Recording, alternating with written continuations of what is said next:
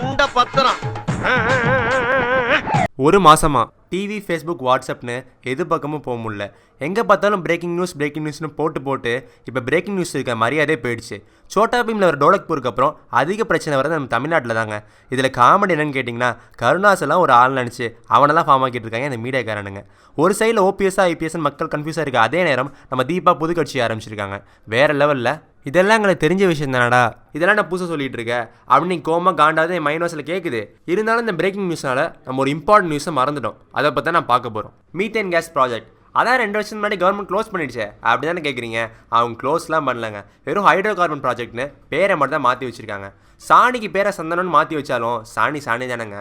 ஐயோ என்னடா மொக்க பஞ்செலாம் அடிக்கிறான் அப்படின்னு தயவு செஞ்சு வீடியோ க்ளோஸ் பண்ணிடாதீங்க. நெடுவாசல் பிரச்சனை, தாமிரபரணி பிரச்சனை, இது ரெண்டுக்கும் பின்னாடி உண்மையாகவே யார் இருக்கா, இதற்கான நிரந்தர தீர்வு என்ன, இதை பற்றி 2 மினிட்ஸ் மேகி மாதிரி சொல்லதாங்க அந்த வீடியோ.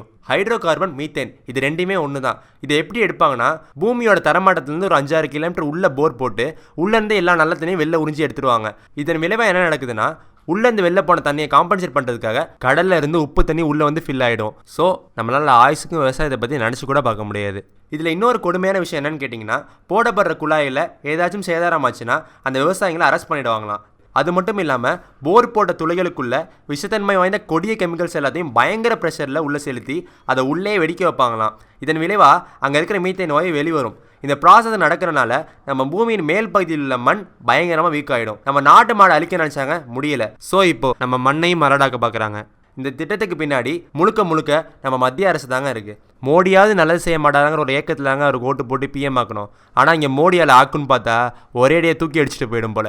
முதல்ல டிமானிட்டேஷன் கொண்டு வந்து நம்ம நாட்டில் இருக்க எல்லா கருப்பணத்தையும் ஒழிக்க போகிறேன் அப்படின்னு நம்ம மோடி சொன்னார். நமக்கும் செம்ம பெருமையாக இருந்துச்சு, நம்ம நாடு முன்னேற போகுது, பெரிய வல்லரசாக போகுது அந்த மாதிரி. ஆனால் அந்த நினப்பு இன்னமும் நடப்பாக தாங்க இருந்துகிட்டு இருக்கு. நம்ம என்ன தான் மீத்தேன் கேஸ்லேருந்து கரண்ட் எடுத்தாலும், இல்லை தெருவுக்கு தெரு ஐடி பார்க் ஓப்பன் பண்ணி வச்சுக்கிட்டாலும், இல்லை செவ்வாய்க்கிரத்துக்கே ராக்கெட் விட்டாலும், விவசாயங்களில் கண்ணீர் இருக்கிற வரைக்கும் நம்ம வல்லரசு ஆகவே முடியாது. இதுக்காக நம்ம மெரினாவில் கூடி திரும்பவும் போராடவும் முடியாது. ஏன்னா அரசியல்வாதிங்க ஆல்ரெடி உஷாராயிட்டாங்க.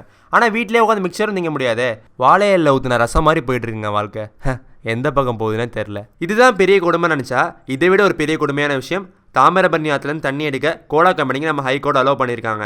ஏன் இப்படி திருப்பி கொடுத்துருக்கீங்க அப்படின்னு கேட்டால், நாங்கள் ஆற்றுலேருந்து வர உபரி நீரை மட்டும் தான் பயன்படுத்துகிறோம் அப்படின்னு கோலா தரப்புலேருந்து வாதாடி இருக்காங்களாம். இதை கேட்ட நீதிபதிகளும் இவங்க சொல்வதெல்லாம் உண்மை தவிர வேறு எதுவும் இல்லை அப்படின்னு கோலா கம்பெனி சைடை தீர்ப்பு எழுதிட்டாங்க. வற்றாத ஜீவநதி அப்படின்னு அழைக்கப்படுற தாமிரபரணி ஆற்றுலேருந்து வெறும் கோலா கம்பெனி மட்டும் தான் தண்ணி எடுத்துகிட்டு இருக்காங்க அப்படின்னு நம்ம நினச்சா அவங்களுக்கு எதிராக போராடிட்டு இருக்கோம். ஆனால் உண்மையிலே ஏடிசி டயர்ஸ் 9,30,000 லிட்டரும், கொக்கோகோலா 3 லட்சம் லிட்டரும், ராம்கோ இண்டஸ்ட்ரி 1,20,000 லிட்டரும், பெப்சிகோ 1,10,000 லிட்டரும், நோவா கார்பன்ஸ் 95,000 லிட்டரும் எடுக்கிறாங்க.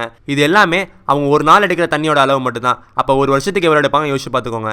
இப்படியே போயிட்டு இருந்ததுன்னா நம்ம பேரம்பேத்திகளுக்கு தாமிரபரணி ஆற்றை வெறும் கூகுள் இமேஜஸில் மட்டும் தான் நம்மளால் காமிக்க முடியும். ஏன்னா நேரில் அந்த ஆறு இருக்கிறதுக்கான தடையும் கூடிய சீக்கிரமே அழிய போகுது. நம்ம நாடு அரசியல்வாதியால் தான் கெட்டு போகுது அப்படின்னு சொல்கிறவங்க எல்லாருக்கும் நான் ஒன்று சொல்லிக்கிறேன். மகாபாரதம் காலத்துலேருந்தே இந்த உலகம் கெட்டு போகிறது கெட்டவங்களால கிடையாதுங்க, அதை கை கட்டி வேடிக்கை பார்க்குற நல்லவங்களால தான். அதில் நீங்களும் நானும் கூட அடக்கம் தான். எவ்வளோ நாள் தான் நம்ம இதெல்லாம் வேடிக்கை பார்த்துக்கிட்டே இருக்க போகிறோம்? உடனே வீதிக்கு வந்து போராடுங்க, ஸ்கூல் காலேஜ் ஆஃபீஸ் எல்லாம் கட்டடிங்க அப்படின்னு நாங்கள் சொல்லலை. நம்மளை சுற்றி என்ன நடக்குதுன்னு எச்சரிக்கையாக இருங்க அப்படி தான் நாங்கள் சொல்கிறோம். என்ன தான் நம்ம வானத்திலே கொடி கட்டி பறந்தாலும் சோறு மண்ணில் தாங்க விளையுது. இது மாதிரி எத்தனையோ பிரச்சனைகள் வருங்காலத்தில் வரும். அதெல்லாம் சமாளிக்கணும்னா ஒவ்வொருத்தரையும் மெரினா ப்ரோட்டஸ்ட் மாதிரி நம்மளால் பண்ண முடியாது. ஸோ ஆட்சி பண்ணுறவங்களே நாமளாக இருந்துட்டா அந்த பிரச்சனையே இருக்காது பாருங்கள். வருங்காலத்தில் சிஎம்ஓ பிஎம்ஓ ஆக போகிறது நீங்களே கூட இருக்கலாம். ஏன் பேசிகிட்டு இருக்க நானாக கூட இருக்கலாம். என்னடா வளர்றேன் அப்படின்னு கேட்க தோணுதில்ல? ஏன் டிவி தவிர சிஎம் ஆகும்போது நம்மளால் ஆக முடியாதா? ஸோ கூடிய சீக்கிரம் சட்டசபையில் சந்திப்போம். இதே மாதிரி நிறைய சுவாரஸ்யமான தகவல்களை தெரிந்து கொள்ள சப்ஸ்கிரைப் பட்டனை அழுத்துங்க. இந்த வீடியோ பிடிச்சா லைக் பண்ணுங்கள், முடிஞ்சால் மற்றவங்களுக்கு ஷேர் பண்ணுங்கள். நன்றி, வணக்கம்.